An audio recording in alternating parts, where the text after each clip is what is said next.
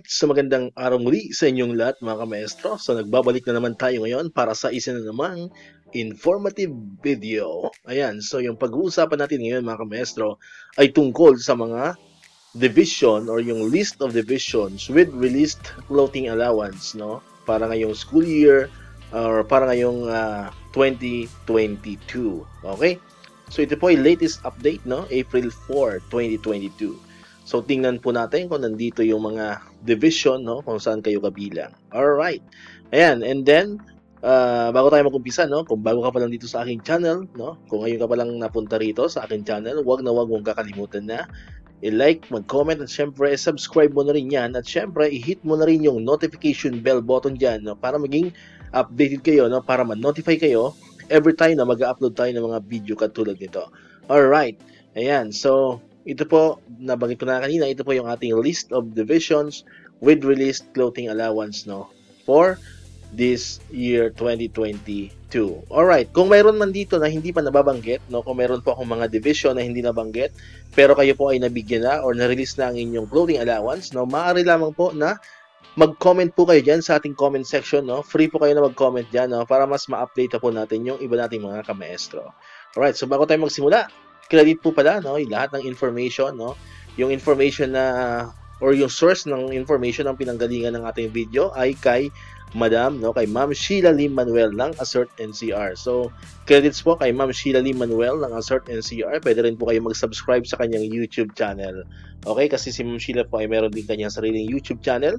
So, pwede rin po kayo sa kanya mag-subscribe, no, para mas maging updated po kayo sa lahat ng mga updates, no, tungkol sa ating kagawaran. Ayan, so ito na po yung mga list of SDO. Unang-una po dyan, syempre, yung Tarlac Province. Alright. Sumunod po is Albay. Okay, so sa province of Albay, so meron na po silang clothing allowance. Sinundan po yan ng Marikina City. Ayan, so Marikina City po. And the next is Ilocos Sur. Ayan, so kumusta po yung mga kababayan natin dyan mga kamaestro natin dyan sa Ilocos Sur. Ayan, next po is Catanduanes, no, from Bicol Region. Ayan, so kumusta yung mga kamaestro natin dyan sa province of Catanduanes?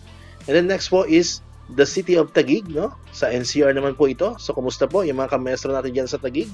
And then next po is Pateros. Ayan, so kumusta po yung mga kamaestro natin dyan sa lungsod ng Pateros or sa bayan ng Pateros? Ayan. And then ang pinakahuli po, no, is yung Bulacan. Ayan, so Bulacan. So kumusta po yung mga kamaestro natin dyan sa Bulacan? So antabayanan po natin, no? Bukas siguro baka magkaroon ulit ng mga panibagong SDO na magkakaroon ng clothing allowance. So hopefully po lahat ay mabigyan na po, kung hindi man bukas or by Wednesday, no? Kasi yun naman po talaga yung schedule ng clothing allowance natin, no?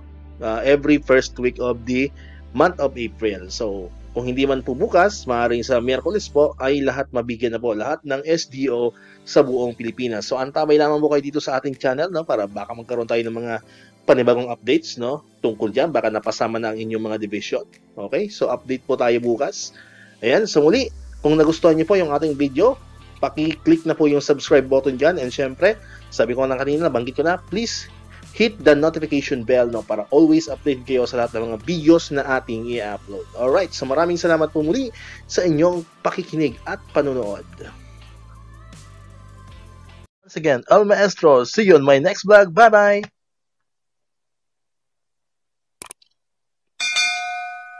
One, two, three, come on!